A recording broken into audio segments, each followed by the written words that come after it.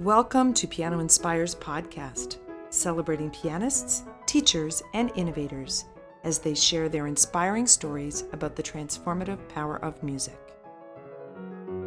Are you passionate about piano and keyboard education?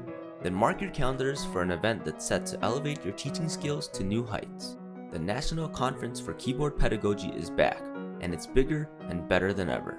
Join us for our online conference on June 7 and 8, 2025, and our in-person conference, July 23 to 26, 2025, in Lombard, Illinois, for an unforgettable gathering of educators, performers, and industry experts. Whether you're a seasoned professional or just starting out, this conference offers something for everyone. Dive into workshops led by renowned instructors, discover cutting-edge teaching techniques, and connect with like-minded individuals who share your love for music education. Don't miss out on this incredible opportunity to learn, grow, and be inspired. For more information, visit nckp2025.com today. Hello, everyone. My name is Leah Claiborne, and I serve as Director of Diversity, Equity, Inclusion at the Francis Clark Center. And today, I have the honor of interviewing Dr. Karen Walwyn. Dr. Walwyn is a concert pianist, composer, recording artist, and Florence Prize Scholar, and is the first African-American female pianist composer to receive the International Steinway Artist Award. She's been described by Joshua Barone from the New York Times as warmly expressive Karen Walwyn. As a champion of Florence Prize, Walwyn began her journey with Florence Prize Concerto when she was invited to perform and record the world premiere of the Concerto in One Movement with the new Black Music Repertory Ensemble by the Center of Black Music Research. Walwyn's April 9th, 2002 release of her solo piano works by Florence Price received 5 stars from Colin Clark from Fanfare, who wrote, "Walwyn seems perfectly attuned to Price's mode of utterance." Florence Price piano music includes a number of world premieres. Another 5-star review says, "This is a marvelous release and one that I'll keep on my active listening stack for some time to come." Dr. Walwyn recently joined the faculty of Berklee College of Music in Boston, Massachusetts, as professor of piano. So I just want to say that I am so honored. First, so honored to be chosen to interview you. So I'm really excited for the rest of the world to know your journey. I think many of us know the importance of the scholarship that you have done with Florence Price, and not just the importance of the scholarship, but whenever I say Florence Price's name, I have to say your name as well as being one of the the first forefront before it was popular to have all of this scholarship done. True. I don't want to get ahead of myself, but I'm going to come back to that. But I am very curious as to talking about your early years. Sure. Your early years of music. And specifically in your childhood, how would you say music had an impact, or what role did music play from the very beginning as a child? Well, first of all, I wanted to say thank you very much, Leah, for inviting me. It's quite an honor to have this moment with you, and to share in the knowledge, gaining more knowledge of music and where we fit inside of society with our work. Thank you very much. Of course. But I was probably around 2 or 3 when my grandmother noted of something that I was doing at the piano. I don't know what, but my mom told me when my grandmother saw me playing or doodling, she said she needs piano lessons. Wow. And so it happened that my father actually had some piano lessons when he was a young boy. Okay. He grew up in Nevis in the West Indies. And so he didn't have professional piano lessons, but he was able to get me started. I started with John Thompson's Little Fingers And then went on to the first grade and second grade. And I think after that, I think we were getting into some arguments about certain things. Apparently, and I ended up with a new piano teacher. Oh, okay, got it. Understood. So, Understood. but it's interesting. I think music was inside of my blood from both sides, because fairly recently I found my grandmother's music books, Mm. and she apparently was an organist or a keyboardist. Wow. And so it was quite stunning to see her name, Right. which was, signed in all of the very intricate works. Right. And so she knew what she was looking at when she said she needs piano lessons. For sure. Yeah. But you weren't aware of that. I wasn't aware of Before. that until just maybe 2 years ago. Wow. That's very special. Yeah, it was very special to find. But growing up, I was lucky that my father happened to have albums that he would play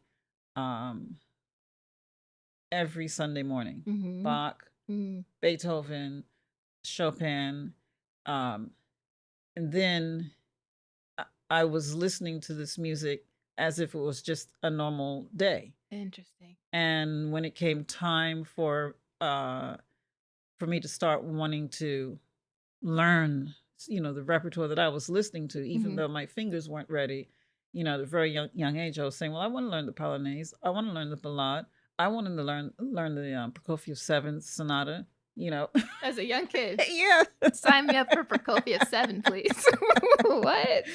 I had no idea that there was something called technique. That's incredible to me. You know what's striking to me is, in the same way, I mean, there was a lot of music in my household growing up as a Mhm. child, but Mhm. it's interesting. We don't know that's your normal. That was your Yeah. normal, to have Bach and Beethoven Mhm. and Mozart and Brahms just Mhm. playing, right? So Mhm. Mhm. that's what you were accustomed to. Mhm. So that's Mhm. amazing. Can you talk about that transition to your first teacher? You started with your dad because your grandmother Yeah. said she needs Right. lessons. So Right. can you talk a little bit about your first teacher? I think my first teacher's name was Mr. Centora. Okay, Mr. And Centora. and we were in New York. Okay. Well, unfortunately, I remember only two things. One was he used to tell me to do something with my fingers, which was pick the finger up and hit the keys. Okay. And I thought then that seemed weird. To be honest. But Mhm. but then the second thing I remembered that he said, if you come here and you tell me what your father told you to do, then we're not going to have any more lessons. So either we do it my way. And so apparently I would go home and tell my father, well, Mr. Centora told me to do da da da da da. And so, those kinds of, back and forth exchanges, at least my father was engaged. And Right. and Right. so- Right. Of course. So I think eventually what happened was we moved to a lady named Mrs. Taylor who was down the street, Hmm. and she was getting ready to get me into the Juilliard prep program. Wow. Okay.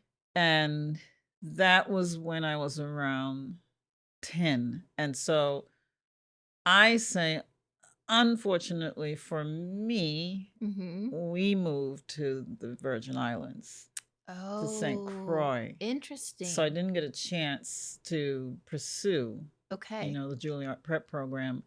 And I didn't get to have piano lessons for quite some time. Wow. So fifth grade, sixth grade. After sixth grade, we were in St. Croix. So seventh grade, eighth grade, I was pretty much on my own. I was playing whatever music that I could find. Moved back to the States in ninth grade. And then I went through a series of teachers until I could find a teacher that actually was responding to my questions. And Mm. so that teacher was Miss Peggy Irwin. Okay. I was approximately 17, and I was you heard the last thing that I said was, I'm trying to look at Prokofiev sonatas, but I really didn't have any formal lessons from Mrs. Taylor until 15, 16 years old. And so suddenly I'm doing the Rachmaninoff Concerto, number 2, and entered the competition. I forgot we're still there's videos because my face is I have so many questions. So I'm doing the Rachmaninoff Concerto with Mrs. Irwin, and I'm getting ready to enter a competition, and she taught me one thing that was very special. She taught me about how to memorize backwards, which is a great technique. Yes. But unfortunately, she also was telling me to lift my fingers up really high and strike the keys. I'm thinking that just doesn't feel right. Mhm. So funny, I would meet my next piano teacher at Broward Community College because she was my accompanist for the Rachmaninoff Concerto Okay. for the competition. Okay. And she said to me, "Do you know how to create a musical phrase?" Like, no, what is that? And so when she started showing me, what that means, she was, by the way, from Jamaica. Okay. And I said, "Oh my gosh, well, I need to study with you." And just like that, Wow. I switched. Okay. And I won the competition. And we worked together for 2 years because I ended up going to Broward Community College for the first 2 years Okay. of my bachelor's degree. Nice. And then I went on to University of Miami for my undergrad, to finish my undergrad. Okay. And to do my master's. And so at that time, I was studying with Dr. J.B. Floyd. And Wow. he was he became my primary teacher and is the teacher that is kind of like my surrogate father as well. And so we're still in touch. He's 94 years old and we still talk. He still gives me advice. Okay. Yeah. I want to come back to him in just a moment, but there are many things that you've said that I know are your norm that is not normal for the rest of us. So I need to connect a couple of dots, which are largely, I feel, as pianists. I think we all think that we started too late. And when I say too late, I'm thinking sometimes even 6 or 7 years old feels late to most people who have started at 3 years old, 4 years old, and had that kind of consistent training. Probably with one teacher taking them through all the way through high school, at least preparing them for college. I did not have that. You did not have that. Not at all. But beyond that, there are large holes of years where it seems like you are figuring things out yourself. Absolutely. And only because I know you, I understand that you actually started doing that at a very, very young age. Yes. Where you are essentially becoming your own teacher. Yes. Figuring this out and this all out on your own. Yes. As a matter of fact, I'm reminded of that. Somewhere around the age of 14, I was studying with another teacher who I remember him saying, "If you're going to don't use my name because I don't want to be associated with you. If you're going to play these pieces on this concert." And the pieces were, I literally had jumped from, John Thompson's to the Chopin Ballade. And Karen, how?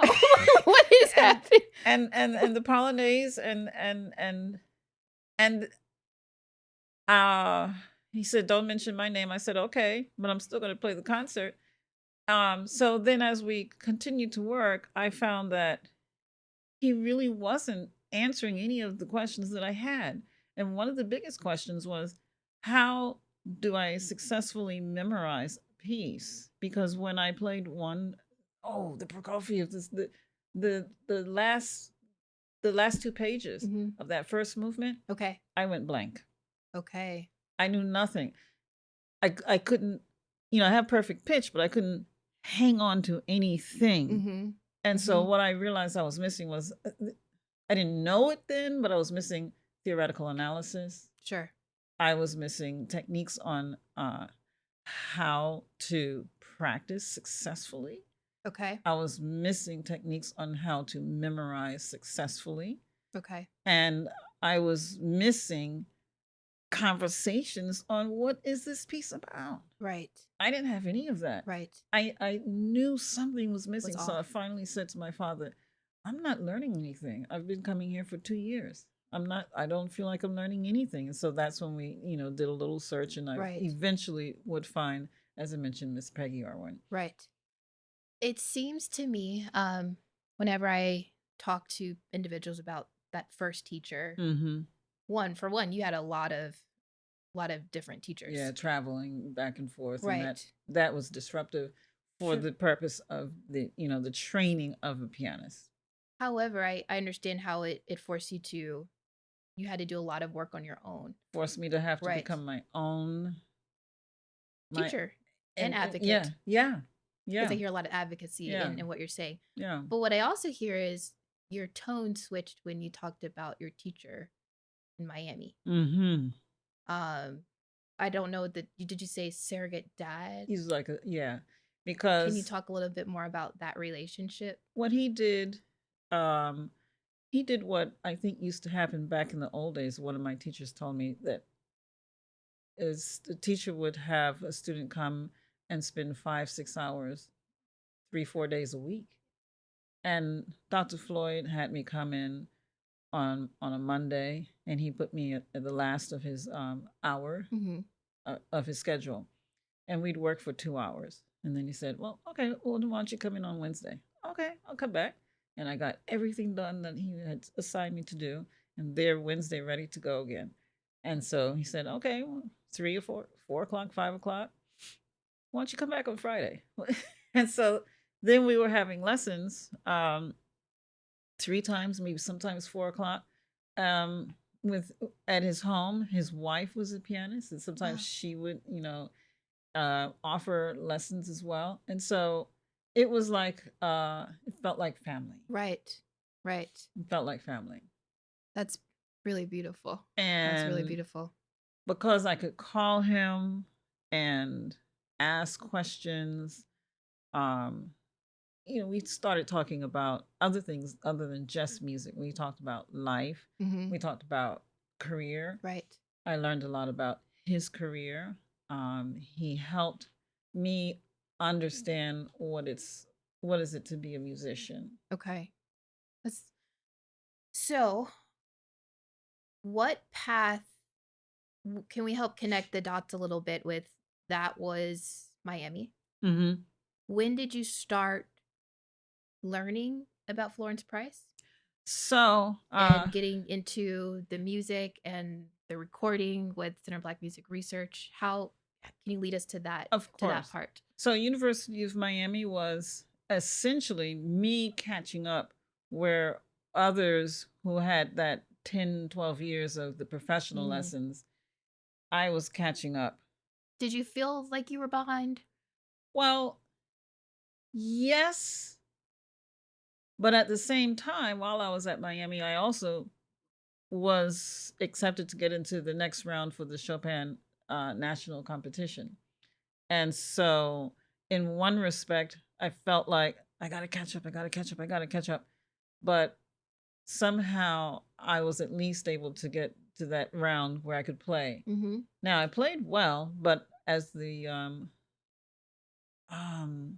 Rosalind Turek said, I was just green. Didn't have my own personality in my performance. Okay. And that would make absolute sense. Okay. Because I was learning pieces the night before and running on the stage and playing the next day. So no, there's not a time for them to have settled or anything of that nature. But when I went to University of Michigan, then I met Dr. Willis Patterson.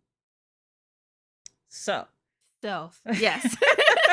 So Karen and I both we would both agree Dr. Willis Patterson is our mentor. Yes. Biggest advocate, person you call. Yes. Sit down. Yes. Just the most beautiful person, I believe, in our industry. Can you, for those who do not know, Dr. Willis Patterson, could you give a quick synopsis of Dr. Patterson? When I first met him, I met him actually because he did a black symposium, black music symposium in 1985. Okay. And so I was a master's student still at University of Miami when I got to go to the symposium. Okay. I got to go as a student participant. Nice. And while I was there, I actually played, and the chair of the piano department heard me play.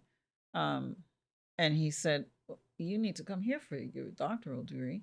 And so moving forward, I did receive a full scholarship to enter University of Michigan. Mm-hmm.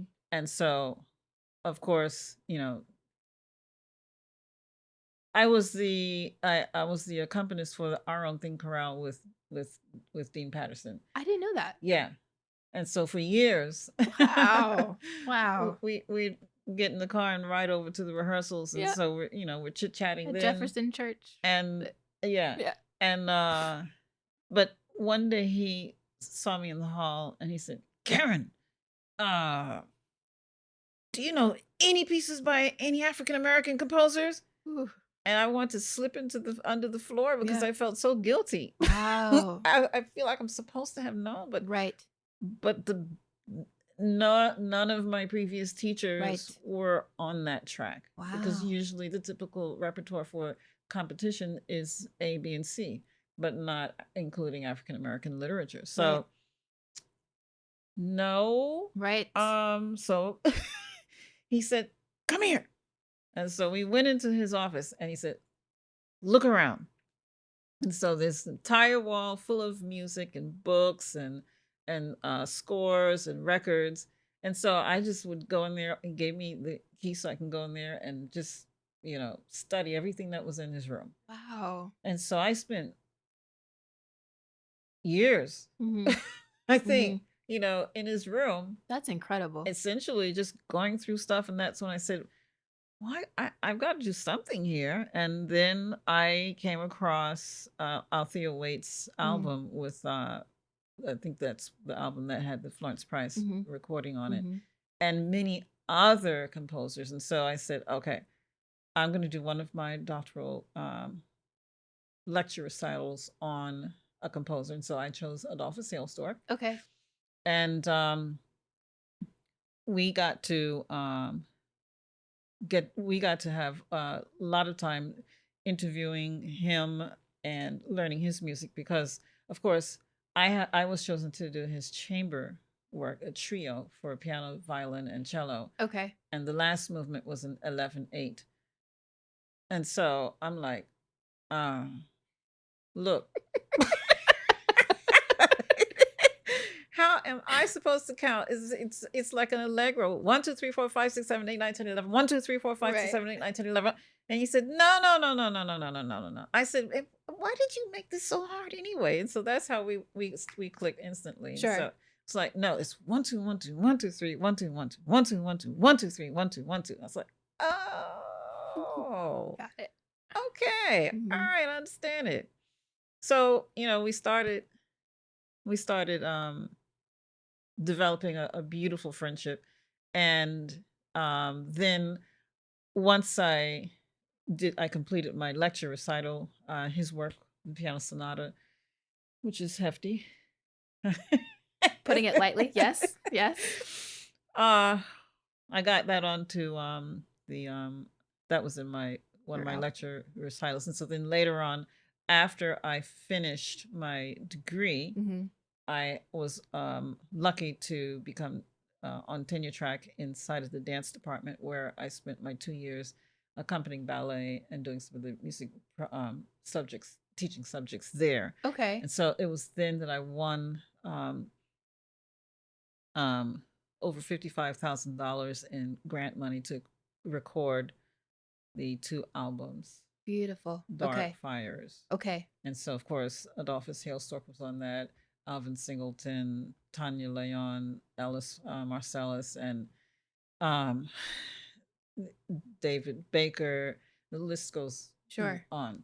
And so that's all because Dean Patterson came up to me and said, come here. Right.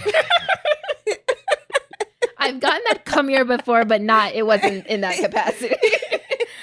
I also, it's amazing to me because you're saying, I mean, you knew Hailstork. Mm-hmm. Like, did you know Baker as well? Yes, I mean, I had a because chance to. these are incredible names that, I mean, for Mhm. me,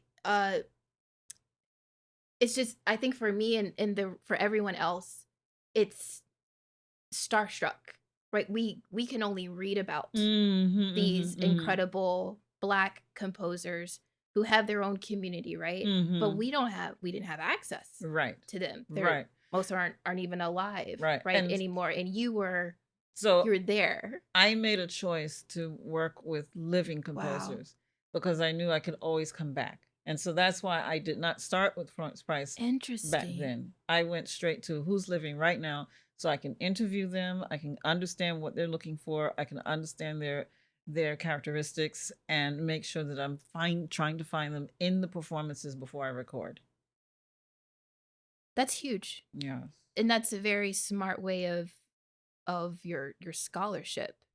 Jeffrey Yeah. Mumford, for example, I had a chance to interview him before recording his work. And, I learned that his inspiration comes from clouds, as opposed to Adolphus Hailstork, whose inspirations come from the bells in the cathedral. Wow.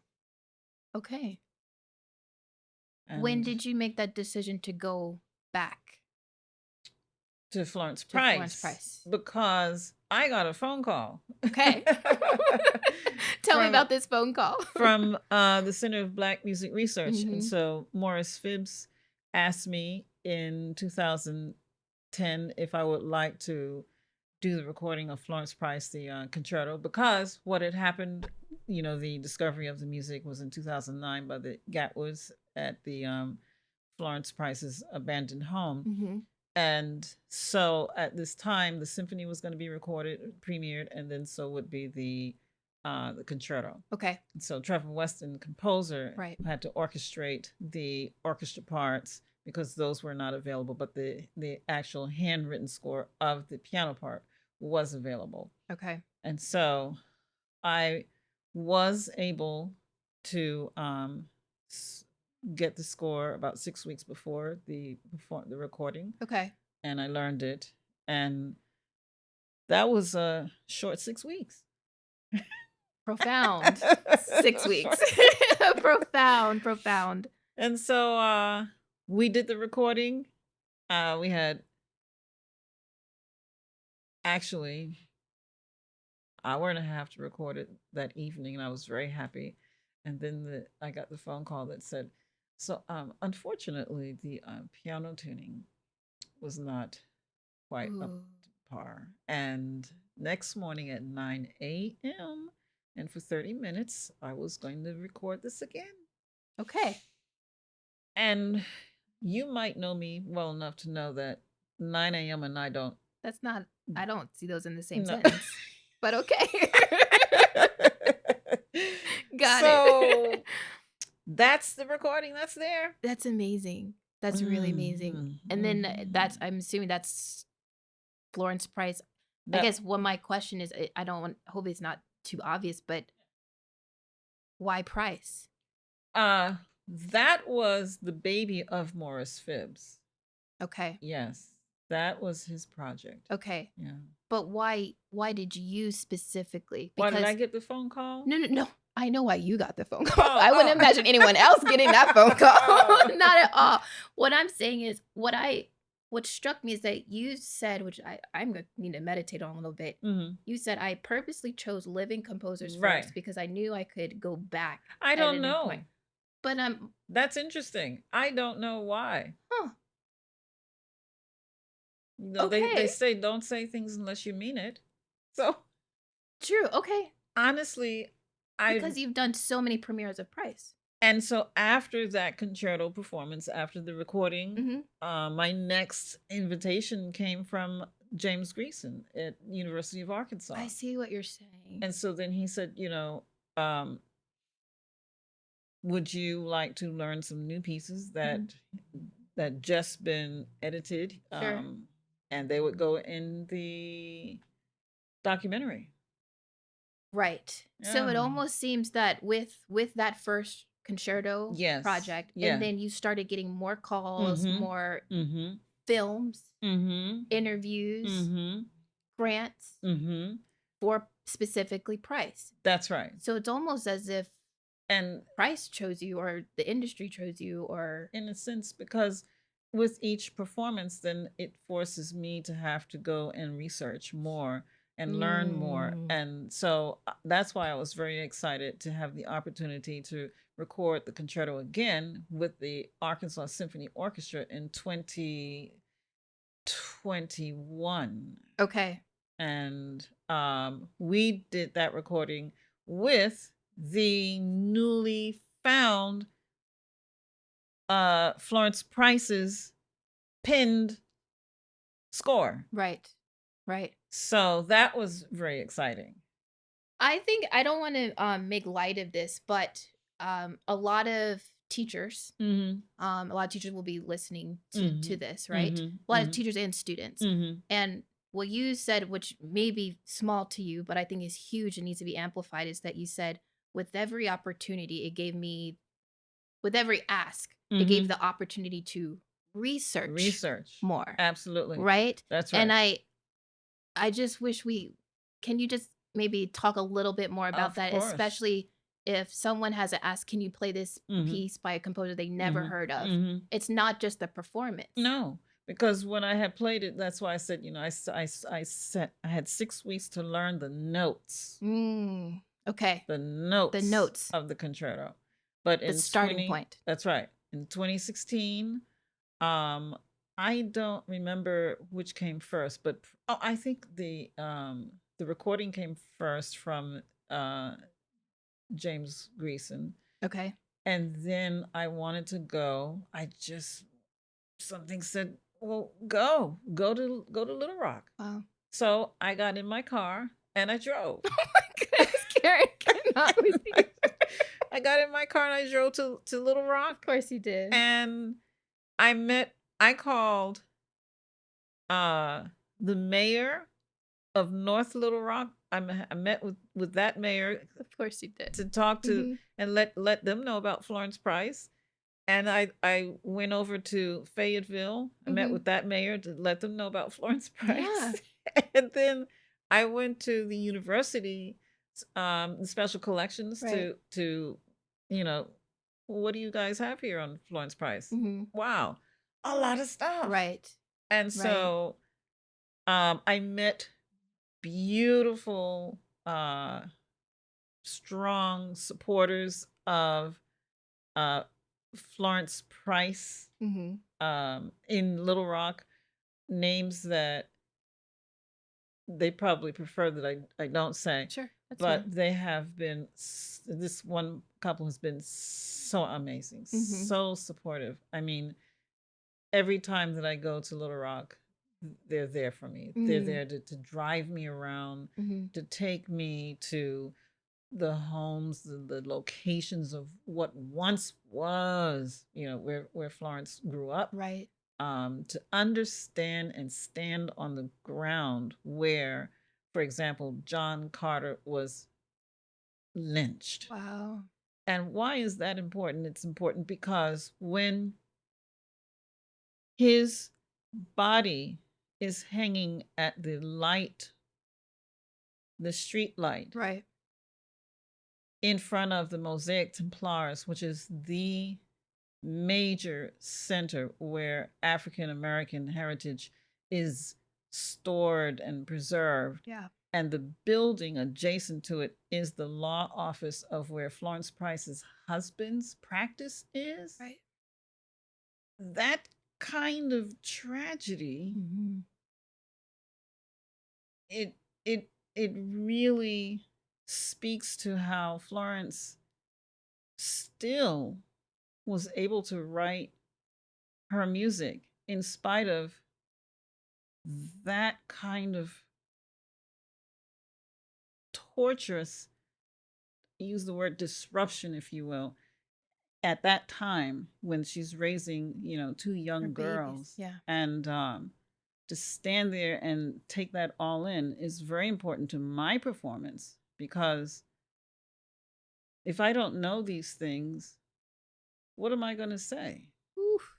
Just the notes on the page. Okay, those are nice notes. And the thing is, we didn't grow up listening to Florence Price, but we grew up listening to Beethoven because they're on the recordings. Right. Hundreds of thousands of recordings going back to when so and so had the opportunity to study with so and so, of so and so student, of so and so student, Right. of Yeah. list. Right. We And take so great pride in that. that's right. So for me to be able to stand there on that corner, one other very dear friend of mine, Sybil, was again just educating me on. We went to the cemetery of where Florence's father was buried. Right. Those are important things Right. to take in, so that when you go back to the music, Florence's titles, for example, Down the Southern Lane, the washerwoman, Mm-hmm. Tub. I don't think I have the title right, but all of these titles that are describing the history. Right. And then to come to understand that Florence Price's mother left Florence when she was 23 or 24 because she was trying to pass for white and get a better life. Right. What did that do to Florence? She lost her father because her father died prematurely because of during Jim Crow years, his business went down. All of that is in her music. Wow. And it's important to find that. Right. I not just saying this because you're here. Not just because I consider you a friend. But you can hear that in your music. Oh, thank you. Really. I feel that you can hear when people understand the life of a composer. And not just some people think they did their homework because they can play the notes, right? And they stopped there, and that they played the notes of a underrepresented composer. I would even say it's becoming more normalized to even go to archives. Okay. I think. Okay. But what you're describing is beyond that. That you're following the trajectory of someone's life and connecting the dots, and then connecting it within the music, which I think creates a beautiful depth, because it's, when I listen to you, it's storytelling in the music, and I just now understood when I talk to you, it's storytelling. So you took it that extra step, and to me, it's very obvious to me how your work is changing the world, changing how we think about music, especially your contribution with Price. Thank you. But no, thank you. I can't believe we kind of have to wrap up. I can talk to you talk to you forever, but I want to, two questions I want to, or more, two questions, but how will music shape our future? Big question. I'd like to hope that music will help tear down the boundaries. When I compose, I try to write music that I hope stimulates the questions of how do we move forward? How do we heal? For example, I wrote a work on reflections on 9/11. I wrote a work on honoring Nelson Mandela. I wrote a work on the tragedy at Charleston's Mother Emanuel. But it's I'm hoping that music will help embrace our society, our rainbow society, and help find a more common goal, and that is to enjoy the gift of life that we have been given. And I think music is the easiest way when it's received. Beautiful. That's really beautiful. I think we could wrap up with, how does piano inspire you? Well, let's see. I don't like to practice. Stop. But by the time I get on the stage, edit that out for the teaching podcast. Sorry, go ahead. But by the time I get onto the stage, I'm happy I did practice. Okay, that part. Yeah. Mm-hmm. I'm happy I did practice, because then I know I know that I'm saying something that hopefully is inspiring for the audience. I know I have absolutely been inspired by you. And I know, first, thank you for doing this. Thank you for doing this. There are so many people who I know are going to continue to be learning from you, because we have another understanding of your brilliance and your contribution to the field. You. So thank you for what you've done. Thank you for who you are. And thank you for inspiring us to keep at it, and to do the work in the ways that you have. You know what? I appreciate your ability to turn something from maybe from one perspective to another, and your comment of that time when I was left without a teacher was a time that perhaps started these wheels turning. Absolutely. Because I don't know what would have happened if I had one of those teachers, from week to week to week, this is what you do. And so there's no opportunity for me to start asking these questions. Sure. So that journey perhaps began because of that. Sure.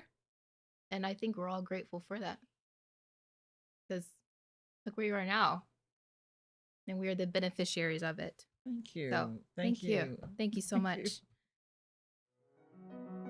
The Francis Clark Center is a not-for-profit educational organization that serves the advancement of piano teaching, learning, and performing.